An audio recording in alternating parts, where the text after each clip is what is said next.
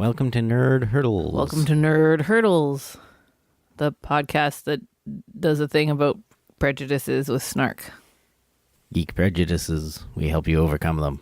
I thought it wasn't geek prejudices anymore. I like to go back and forth on the issue. Oh, yeah, you like that. You are a goer back and fortherer. We're doing a fairly normie hurdle today, though.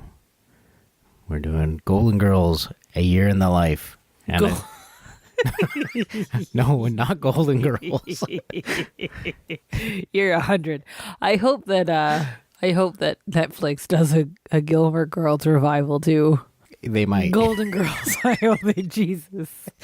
I think it's a strong hand. Golden Girls revival. There's a strong chance they'll do a Gilmore Girls revival. Shut up. I feel like. Shut Yeah. up. Well, some of the cast in Gilmore Girls could be on Golden Girls now. Because they're old enough? Yeah, like Emily is Golden Girls' age. So is Sally Struthers. Who's Sally Struthers? Oh, isn't that her name? Okay, no. Which character is that? I don't know. Which one are you talking about? Lorelai. Hi. Oh. Isn't that actually Sally Struthers? I have no idea. What? No idea.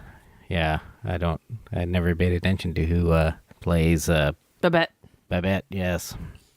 Because she doesn't look like a Babette. No, she looks like a Sally Struthers. Miss Patty looks like a Babette, in my mind. She looks like a Miss Patty. Yeah, well. She looks like a Babette too, I guess. Yeah. At any rate, we've gotten to what looks like not the end of Gilmore Girls. No, it's the end. Well, it should be the end. No, because it's gone full circle. Spoiler alert. Because Gilmore Girls began Yes. with an unplanned pregnancy, Yeah. theoretically, Mm-hmm. and ergo, Yes. it can end with one.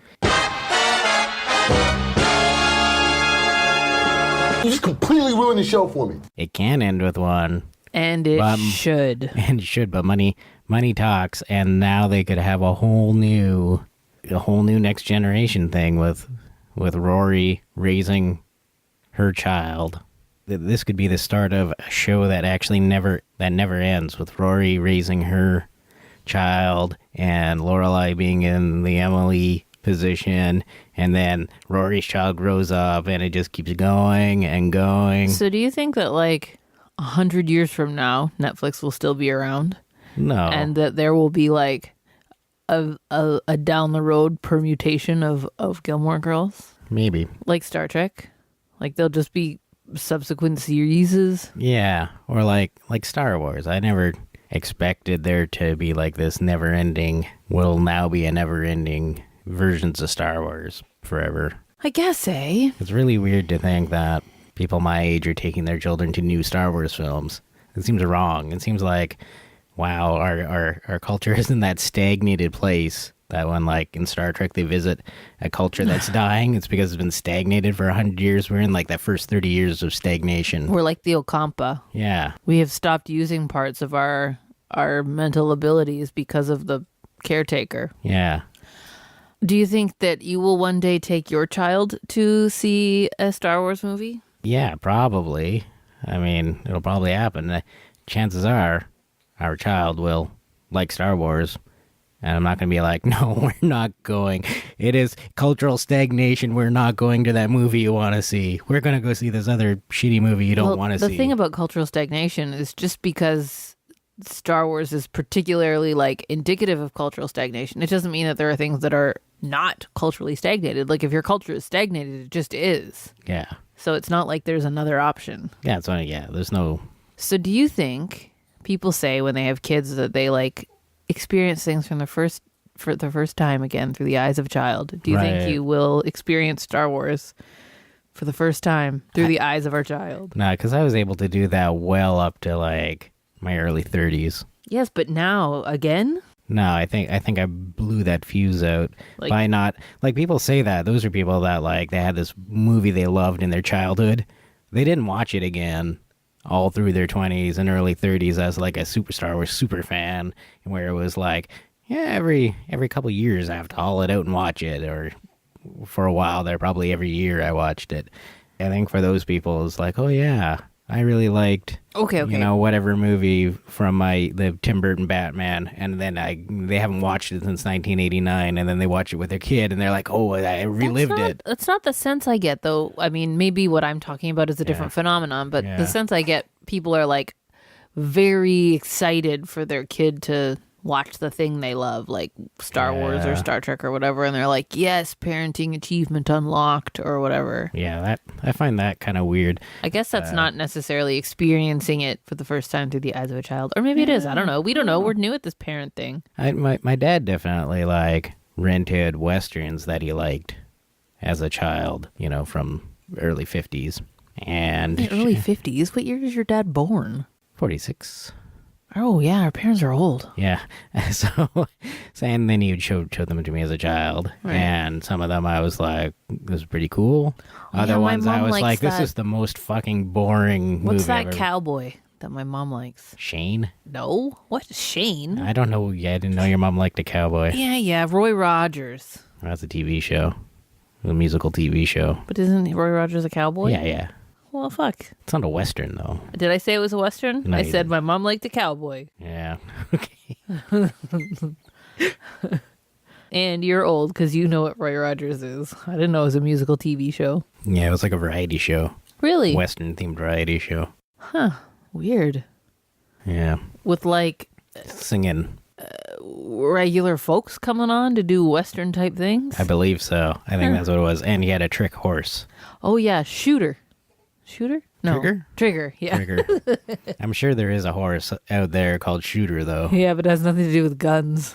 You mean it's a stud horse? Or does body shots. Yeah, so I don't know. I mean, by that, the production values of a 1950s Western and the pacing, even in the 80s, was like so outdated that I wasn't able to Like it. like But it. you liked Star Trek the original series. I did, but I started that at like age 3 or 4. Oh, so you were too stupid to know that it was bad? I think I probably liked all the bright colors.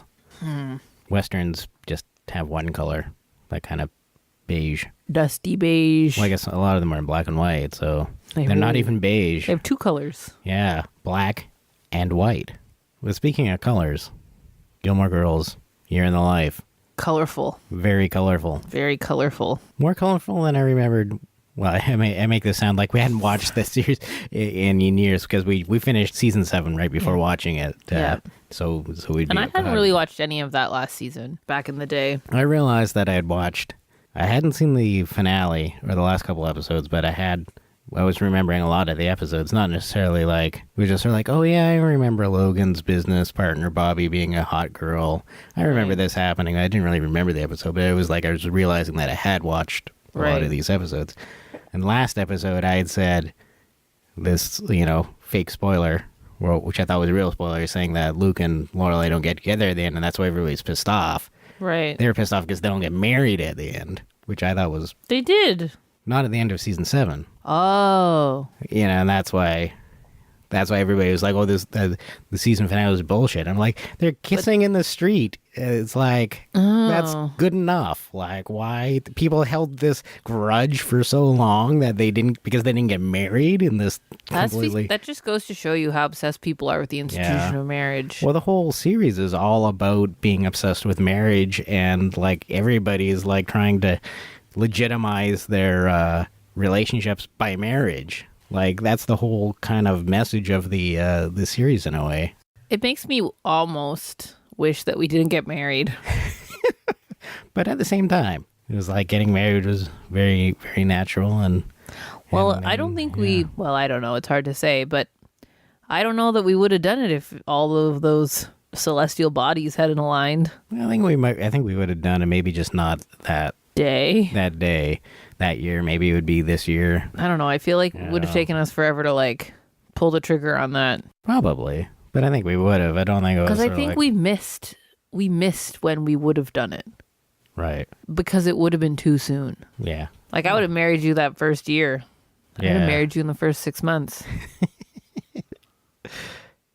Except we're not. That's those crazy. We're not those people. We're not people who would do that.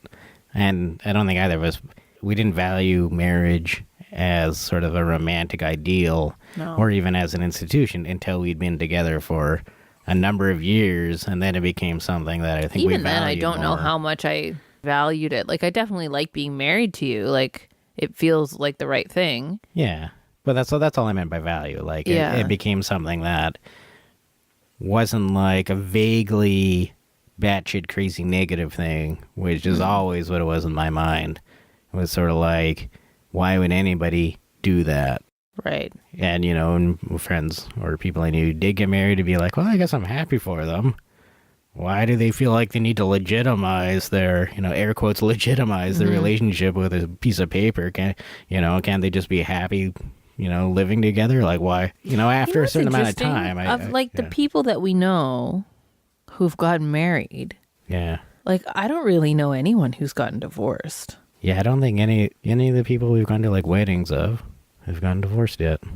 Or even seem to be having problems now that we actually necessarily see these Not people. that we actually hang out with anybody. Yeah, and, you know, enough to see any cracks. But, I mean, they all seem pretty solid. Yeah, it's weird because, like, statistically, that's unusual. But I think I read somewhere that the statistics of divorces are going down as people are getting married later in life. As people are now getting married in their 30s and 40s. Right. Divorce rate is going down for those people. The reason people get divorced is because they get married when they're not a fully formed mature human, and then they're like, "Hey, this human I've turned into doesn't like this human I've shackled myself to." Who's not who's turned into a different human than I originally met, and it turns out this isn't, you know, a life I wanted at all. You know. Although I think there are some people who they can grow together with their person. Like sometimes that works. Like my brother's got some friends that have been together since they're in like grade 7 or something. Yeah, my friends Evan and Aaron. They've been together since high school, and I mean they were from very early on like the same person. Like they haven't changed. Like they found themselves early on. Well, they were so well suited so early on. It was like there was never seemed to really be any strife or any dissonance between their world outlook, and so I think they both changed as people, but they changed in the exact same direction. I think that happened. Yeah, that definitely happens. Or the exact opposite happens, and people get married in their 20s, divorce before they're 30, because... Well, I think a lot of people to get married just to check off a box. Yeah. Like, I definitely, when I was I'm still a teacher, but in sort of my earlier years of teaching, I was working with a lot of, like, you know, young women, and I was a young woman as well, but I really saw how much people were looking to check off the boxes. Right. They wanted to check off the engaged box and the married box and the buy a house box and the make a baby box. And I just wonder, like, I'm not really in touch with any of those people now, but I wonder if they, like, are happy with all the boxes they checked or not. Yeah. The ones I can think of are all still, like, stayed with their people. But I wonder if there's that, like, people get divorced sort of, like, fairly soon after they get married, but then there's that second round of divorces that happen. Right. You know, once the kids have grown up. There's like that stay together for the kids thing. Yeah, yeah. Or also people who don't even realize they're staying together for the kids. Yeah, and then the kids go, they're like, oh. Wait a minute, that's all that's left? What the hell? Yeah. My friend's parents were doing the staying together for the kids thing, and her dad had like a room in the basement, and you know, they were civil to each other, I guess, but not, you know, leading kind of separate lives. And then I think most of the kids had moved out, or I don't know, but the wife hurt herself quite badly and then needed a lot of help. Right. And so the husband was helping her, and they fell in love again. Oh. And they're like still together. Man, that should be like a Lifetime movie of the week. Totally. Yeah. It's kind of a cute story. Or something that would be on Gilmore Girls. I always had a crush on that friend's dad, so. It was a good thing you didn't get in there and Lolita that situation. Didn't get in there and help her out when she was injured so they wouldn't fall in love again. Yes. Yeah. Damn it. That's an even better movie, though. Yeah. Starring Alicia Silverstone. Oh, Alicia Silverstone is how her name is pronounced, FYI. Pretty sure I learned that from 17 magazine. So what did you think of A Year in the Life overall? Overall, I thought it was pretty bad. Yeah. There were things I liked about it. Like, I kind of liked how they just went crazy and, like, went on and on with, like, weird stuff.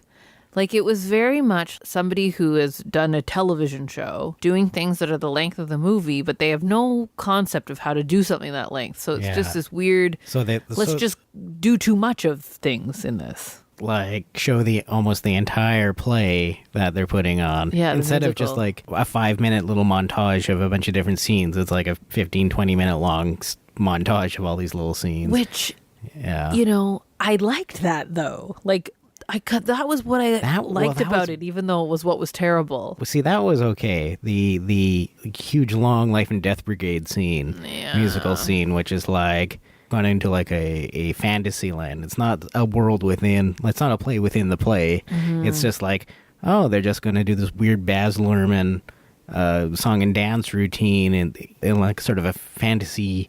I didn't hate that though. It wasn't. Well, it wasn't. But it wasn't Gilmore Girls. No, and it was really long, and I was like, yeah.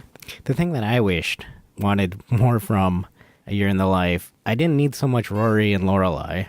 I wanted more Lane and all the other peripheral characters, which are in it. And it's like they could have been in it more with shorter dance scenes, which were never part of the original series. So each season had its set piece dance theatrical routine, and and I would have liked to have, even if Suki could only be in it for the last episode, I would have liked to see Jackson a few times. Well, he was in there once or twice, but there could have been more. Yeah. Should we have a little pause for baby care? I guess so. Baby care mostly done. That was a lot of poop. That was probably one of the most epic poo explosions we've had. Yeah. There's a lot of poop everywhere. Don't edit this out. No, I won't. People gotta know. People gotta know about the poop. Poopocalypse. Poopocalypse. 2016. Apoocalypse. Yeah, I felt like, in general, A Year in the Life was almost like a weird afterlife episode. Like, it was like... fan theory. Yeah, they were like dead, and this was their sort of limbo. A comet had hit Stars Hollow at the end of season 7. But before, like, Rory got on the plane to leave or whatever. Well, actually, I guess just Lorelai and Rory needed to die, and these were all just... Everybody who was in there was just like this weird phantom version of... their lives. Yeah, that they were trying to reconcile with. Maybe they're both in a coma, or one of them's in a coma. Yeah, probably Lorelai, because I think Rory would have imagined Lorelai looking more normal and not so plastic surgery-ish. Oh, I didn't think so. Or something. I felt like she looked the same. Oh. Creepily the same, but the same. Really? Yeah. Oh. I thought you looked vastly different. I felt like Rory looked different. Rory does look different. She's lost the baby fat or something finally. Turned into an adult. Yeah. She has babies of her own. Yeah, I guess so. IRL. Yeah. Well, at least one, I think. It's weird to think that, like, she's really a lot older than she seems, I feel like. Like, I feel like there's something about Alexis Bledel that she looks like a child. Yeah. Yeah, she has like, she looks like one of those paintings, those big-eyed paintings or something like that. Yeah. Or those what are those ceramic dolls? Those Russian ceramic dolls or whatever that they made. Oh, I thought you were talking about Precious Moments. No.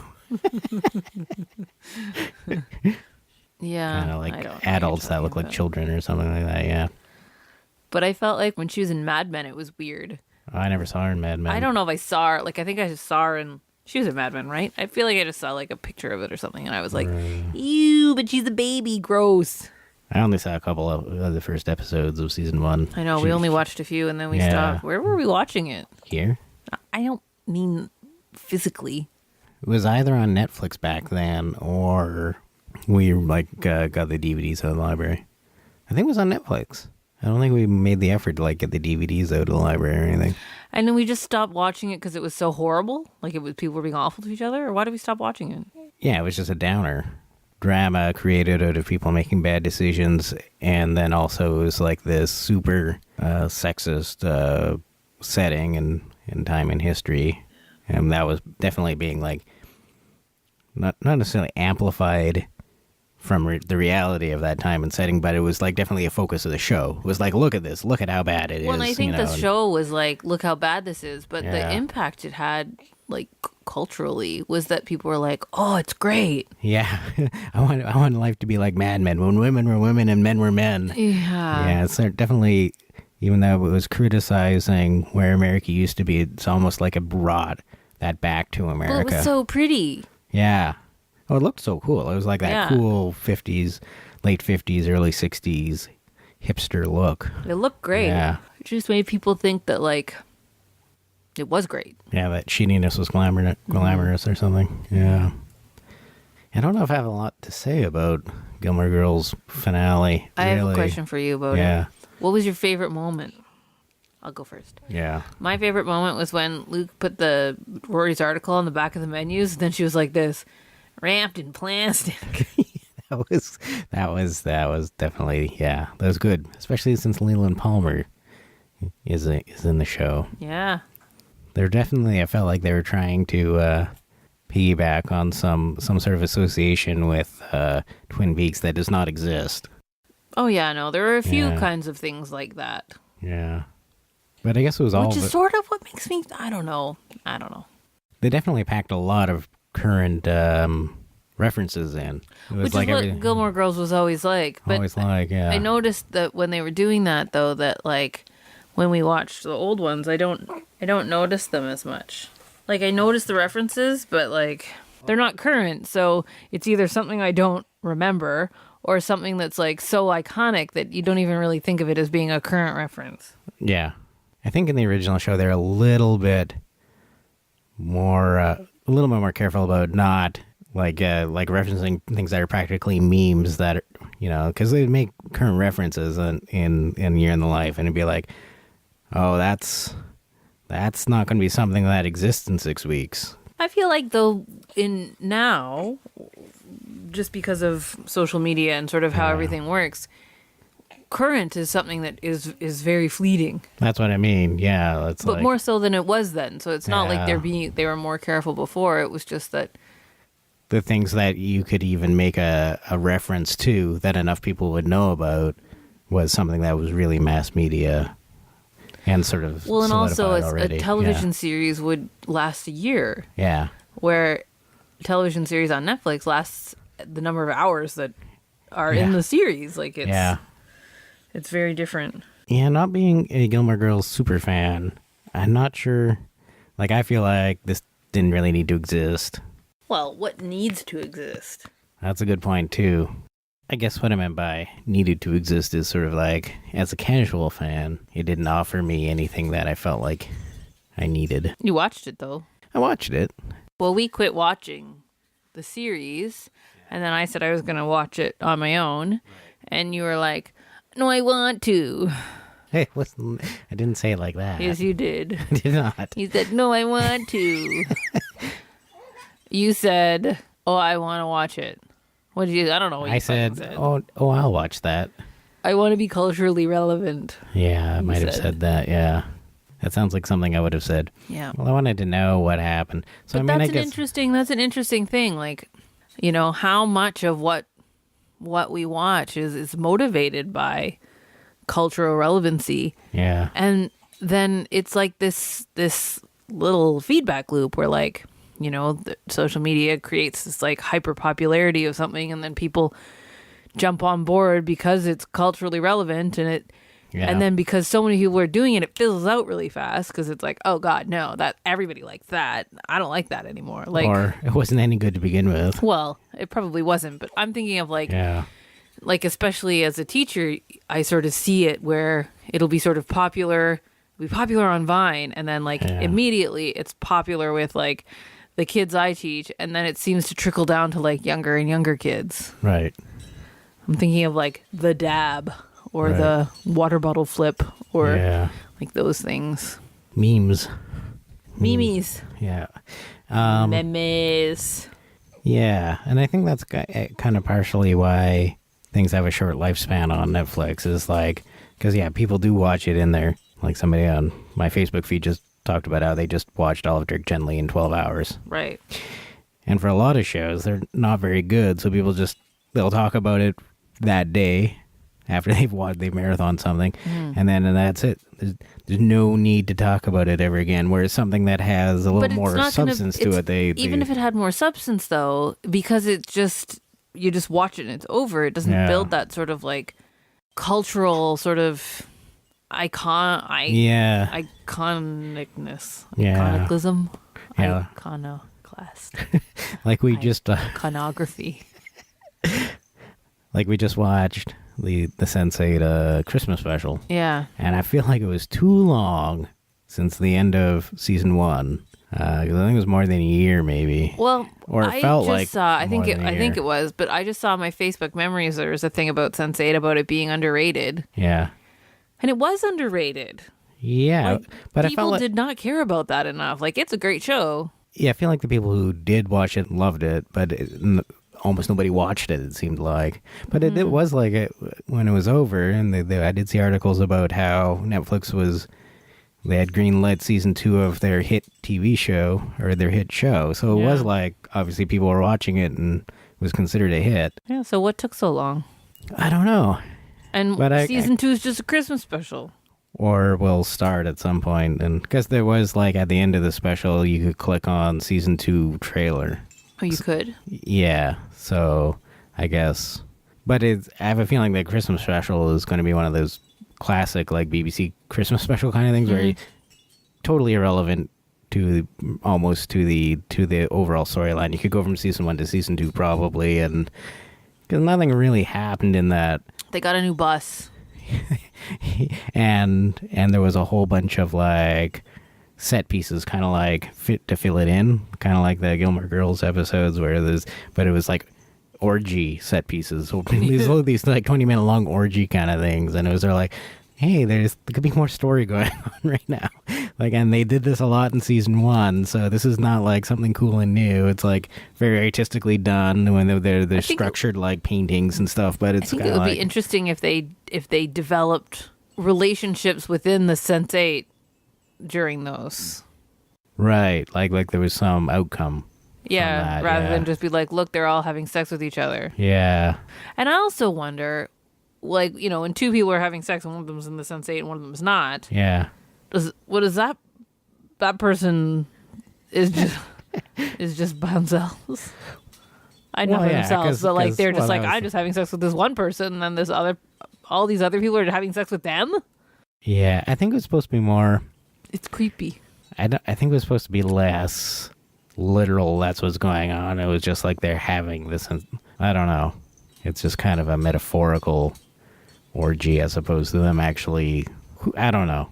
It's just supposed to be cool. Yeah. It's Wachowski's doing cool imagery as their wont. Fair enough. Yeah. So Carrie Fisher died. Oh yeah, during baby poo break. Apoocalypse. Apoocalypse. I guess her baby killed Carrie Fisher. That is not what happened. No. Yeah, no. Carrie Fisher, did die. All those assholes who are like, haha, I can't have Carrie Fisher. Here, take George Michael. Well, 2016 will take both. 2016 called your bluff.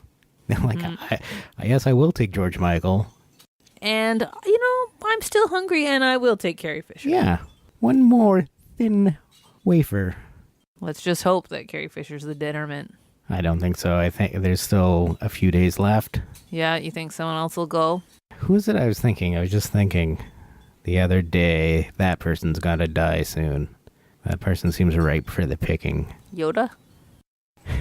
I think Yoda's already dead, isn't he? Yoda's not a real person. Frank Oz died a few years ago, didn't he? I don't know. Who is it? Isn't there somebody that we're friends with on Facebook that them and their partner have this, like, they each make a list of people they think are going to die in the following year, and then... Yeah, I think that's Jason Hawk. That's, it's morbid. Morbid? Be curious to know how many people they got in, 2016? Yeah. I feel like it's fish in a barrel. Yeah. Who didn't die? There's an easier question to answer. Oh, there's plenty. Don't ruin. Obviously, fewer people didn't die than died. Harrison Ford didn't die. We're not really playing who didn't die. Yeah. Carrie Fisher died. That is somebody on Facebook had said that. Yeah, mentioned like how big a part of their childhood she had been. I was like, I guess that's true. She's a huge part of my elementary years. She hasn't really been a part of my... Not ongoing. Not ongoing. Wasn't somebody who remained iconic all through my life. Just that same 18-year-old. Yeah. All the way to now. Yeah, so coming back to that, you asked me about, like, taking my child to a Star Wars movie. Right. I guess something I just remembered during Apoocalypse was that, I mean, I had always thought... Apoocalypse then? Yeah, I had always thought that that it would be kind of a cool thing to show my child, like, Star Wars for the first time. But that was, like, before... Not necessarily before the prequels, but kind of before Force Awakens. But I think probably the prequels took the excitement off of that. It was like, oh, but then I'm going to have to show them the prequels because they're going to ask about these other 3 movies. And I can't be like, what are you talking about? Like, they'll have the internet. They'll know that these movies exist. This is the thing I wonder about all of that kind of stuff. Yeah. Is what's the age you do it at? Because I think as parents, we're likely to want to, like, pull the trigger on that as soon as we can, as soon as we think that might work because we, like, want them to like it. Well, I mean, I saw A New Hope in the theater when I was 5. Right. So that seems like a good... And I was like... I totally comprehended everything. I was like all in. It's not a deep plot. No, that's what I mean. Yeah. But I mean, it was like I've seen, like, you know, YouTube reviews of The Phantom Menace talking about how they saw it at 11 and they were the perfect age for it. Right. Like, you had to be that young to really enjoy Phantom Menace. But I think, like, 5 is kind of like when you should be watching Star Wars movies. Now, and do you think for child viewing, do you think you would show them, like, chronologically? Like, chronologically, production-wise, or chronologically, like, storyline-wise? See, I don't know, because now there's going to be, by the time Quill is 5, there's going to be 20 more Star Wars movies. Right. And, you know, so it's sort of like, well, what's even the point? Just whatever's DVDs happens to be closest, we'll throw that on. DVDs. Like, we'll watch DVDs then. Well, we don't watch DVDs now. Whatever the first click on them, whatever streaming service is in existence. Of course, we're talking about this like it's way in the future, but it moves so fast now. And like 5 years from now, who knows how people will be watching movies. We'll just close our eyes and plug our brain in. I don't think it'll be quite that fast. I don't think we're at that extreme singularity acceleration. But yeah, because there was a list that was like, it showed you, like, you could do A New Hope, Empire Strikes Back, Clone Wars, Attack of the Clones, Return of the Sith, and then Return of the Jedi, and that was an actual good arc. Sort of set up and then go back, and then and Phantom Menace isn't in that at all. Right. You just skip that because it's completely irrelevant to the entire... It's not necessary. Yeah. Really. You find out enough from the other movies. Yeah. This list has a name. The name of the blogger who came up with it. But I don't know what it was. The Machete List. From the weblog called Absolutely No Machete Juggling. Yeah. So that would be what I would do, I guess. But now there's going to be like Rogue One. Where do you fit in Force Awakens? I guess, do you throw that on the end? And what's Rogue One? Rogue One is like a side story? It's episode 3.5. Oh, for God's sake. Oh, I hate it. But they don't call it episode 3.5. Right. And apparently it doesn't have the iconic scroll. I guess so they could get away from putting episode 3.5. Blah, blah, right. Yeah. See, the thing I think that I'm most sort of looking forward to sharing with the child is Harry Potter. Because it's contained. Well, it's contained. But I mean, the issue there is I wouldn't want them to watch the movies before they read the books. Right, you want them to read the books, and then do you start them at the reading level that the books start at, and then dole them out every year? Or do you let them no, I don't read think ahead? I don't know. I don't think you could manage that. But a kid that is like at Philosopher's Stone reading level, they're just old enough to read that, say. They burn through maybe 3 books. It's sort of to the point where they can't read Deathly Hallows yet.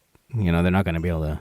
I would think that I would read the book to them. Oh. So you like my mom did with me with Lord of the Rings when I was a child. So you could start it earlier than their reading level because... Yeah, exactly. Yeah. And then you're reading them a story, so once you get past the reading level, yeah, it's okay. Yeah, that's a good way to do it. And then you'd have to start early enough that you could be like, you're not allowed to watch the Harry Potter movies. Yeah, you're not allowed and be to able go. to control that somehow. You're not allowed to go to Sanjeet's birthday party because it's going to be a Harry Potter party. Yeah. You can go. But we have No to, spoilers. we have to talk to their mom or father, parents, Or guardian. or guardian, and make sure that the movies will not be shown. Yes. But also that plot spoilers will not be shared. Yeah. God damn it. Yeah, the spoilers. You can't even be friends with Sanjeet. But yeah, no, we were also talking about like cultural relevance, and that's like what desire I have to see Rogue One is completely cultural relevance. Well, yeah, you were saying you're just most interested in seeing how your opinion fits with all the other opinions you've seen out there. Which I haven't seen because Right. I don't want to be spoiled, so I haven't listened to or watched any of the YouTube podcasts that I normally would. What spoilers are there even going to be? There's a movie that stuff happens in. I have no idea. Maybe do they find those plans to the Death Star? Do they pass them off to a princess of some sort? I don't know. Even know what the point of. I don't know anything about Rogue One. Oh, it's a story. I know nothing. Don't tell me. Don't spoiler me. It's not a spoiler. I want to go in blind. What spoilers are there even going to be? There's a movie that stuff happens in. Well, Blind. when are you even going to go in? I don't know. Someday. Someday, I think. When are you going to go in? I think it probably will be on Canadian Netflix because of the deal with Disney that they have, but maybe not. At what point do you think what we choose to watch is actually going to have to be influenced by the baby? Um, When we start watching stuff for the baby and we can't watch things that are not appropriate for the baby. I guess by that point, though, they Yeah. go to bed early and you could watch stuff after. Yeah, we'll just find out. so. We'll be like, oh, this is. Will we find out when we take our kid to go see that Suicide Squad movie in the theaters, and then we see posts that are like, people brought their kids to this, and we're like this. Ooh, I guess we shouldn't have. Yeah, when will we take our kid to the theater? What movie will that be, I wonder? I don't know. How old do you take your kid to the theater at? I was 5, going to A New Hope. I went to see Annie. How old was I then? I'm gonna look it up. Well, you must have been tiny, because I was a child when Annie came out. That must have been like a re-showing. It wasn't a re-showing. But I was in grade 4 when it came out. It came out in 82 or something. Yeah, it came out in 82. So you were like 4. 4. Yeah, 4 or 5. I went to the movies before you, Yeah. sucker. I don't know if I was ever taken to I think I might have been taken to... And it was No, just me in the I theater. was- They bought out the 7 o'clock show. I was taken to Bambi when I was younger. My mom, Bambi. My parents went to Star Wars without me They previewed it. to see if I could handle it because I burst into tears during the forest fire season of Bambi Uh-oh. when I was 3 or 4. The forest fire season, eh? Season? That's what you said. Well, that is a thing. It's a whole season.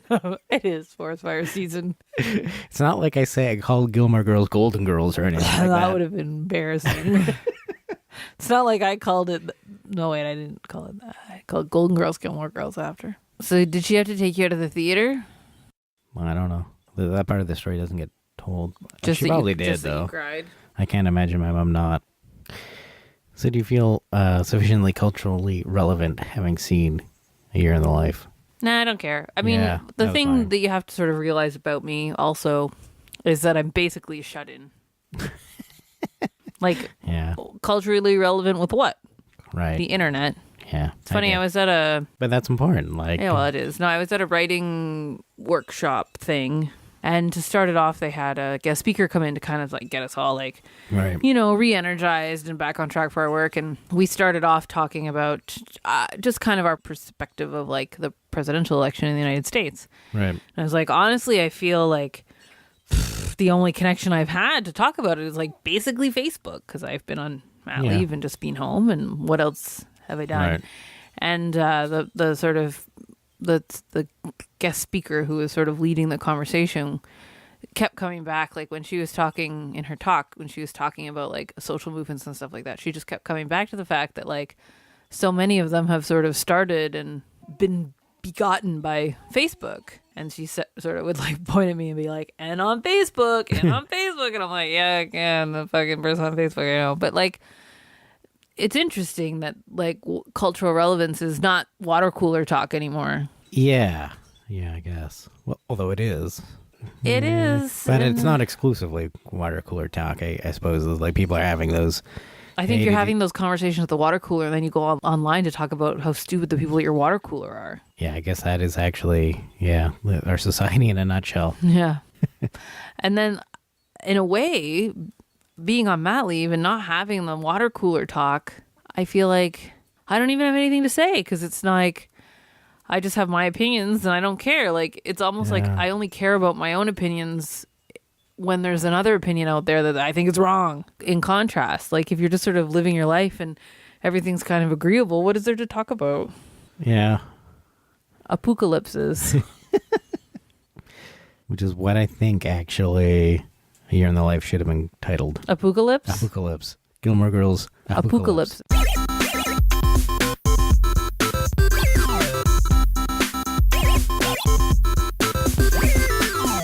Nerd. Here's a further appeal for you. I need supporters for this website. This simplysyndicated.com thing, this podcast network you've been listening to. We don't have ads, you see, but it takes money to run this and keep me willing to do it. So I need you to go to simplysyndicated.com/everything and sign up to support us with just £6 a month, which is incredible. We appreciate it so much. It's awesome, you guys that already do it, and we, need every little bit we can get to help us out. So if you go there, simplysyndicated.com/everything, it's £6 a month to support us, and you get simply everything in return, which is our entire back catalogue of sort of 11 years worth of shows and exclusive content. Alternatively, we've got a Patreon, which is patreon.com/simplysyndicated. That's a $3 a month support donation, and I've been posting some exclusive content on there as well. So that's might be more up your alley. Or failing that, we actually just have a PayPal button where you can give us a little tip, throw us something in the jar, so to speak, and you'll find the link to that at the bottom of simplysyndicated.com. I think I know why. I think one of the snaps on that diaper was broken, but I was just like, meh, one snap will do. But apparently it didn't do. It didn't do for the poo. Well, that was a lot of poo, though. It was a lot of poo. It was like 2 days of poo. Yeah. Do you think that the little monster is going to be quiet? I'm not convinced. I think it's okay if people can hear the baby. That's part of the charm of Nerd Hurdles now. Okay. Baby's being crazy. Baby's being crazy. Baby's being crazy. Baby's being crazy.